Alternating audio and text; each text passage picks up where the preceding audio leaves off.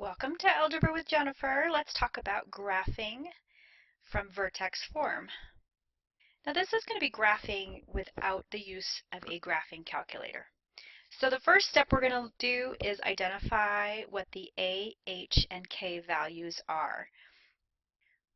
These are values that we're going to use throughout this for characteristics so that we know how to graph it. Well, let's take a look here. Our A, as you may recall, is what sits out front of the parentheses. So my A in this case is -1.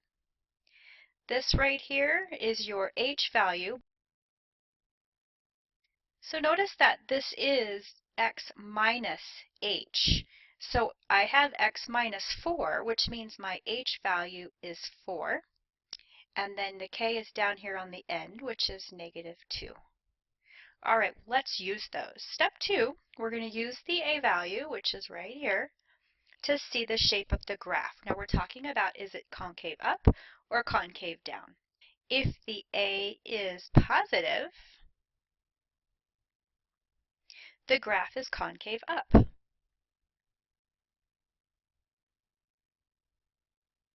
If the A is negative, the graph is concave down.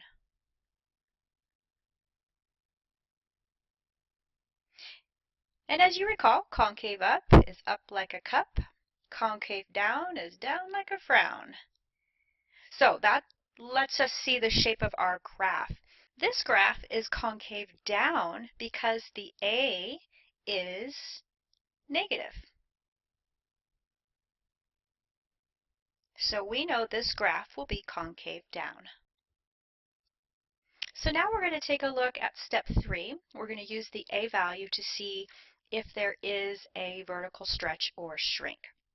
So if the absolute value of A is greater than 1, the graph has a vertical stretch.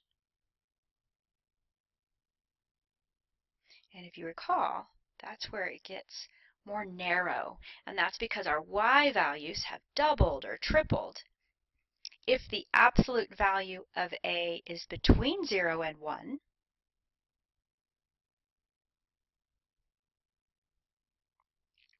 the graph has a vertical shrink.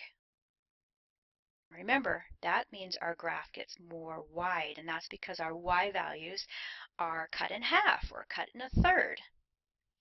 This graph actually does not have either a vertical stretch or a shrink because the A value, the absolute value of A, is 1. Okay, so we know when we go to graph it that we're not going to include any vertical stretches or shrinks. Step 4, how to find the vertex. Well, this is called vertex form, and it's called vertex form because the vertex is actually given right in it. So my equation was inside of the parentheses x minus 4. So that means this is the h is your x value, so it's 4. The k is your y value, -2. So I know the vertex is at 4, -2. Step 5, we need to find the y-intercept. And as you recall, the x value is always 0 on the y-intercept. So if I know that the x value is 0, I can plug that in and solve for y.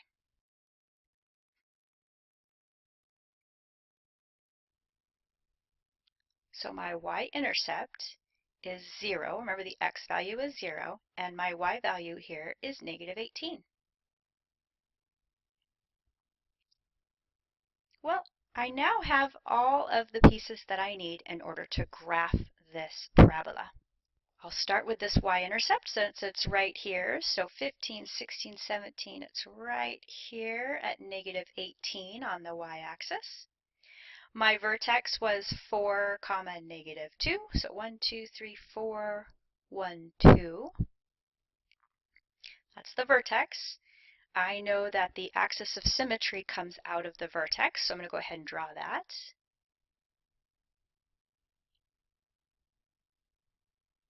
That means I can reflect my y-intercept across. So 1, 2, 3, 4, 1, 2, 3, 4, and I'll put my reflected point there. Okay, so let's find some more points. I know that this is concave down. I've already determined that, which I can see that shape forming here. I can see my concave down shape forming. I also discovered that I do not have a vertical stretch or shrink. So when I'm looking at this graph, I can go from my vertex, since there's no stretch or shrink, out one, down one, out one, down one from both sides. Because as you recall, the parent function, if there's no stretch or shrink from that vertex, it's out one, up one, out one, up one from both sides. So there's that one. And then I know that from the vertex, I can go out 2, down 4, 1, 2, 3, 4. I can also throw those points in there if I'd like, because why not? And I have a really good look of what my graph looks like, so I'm going to go ahead and draw that.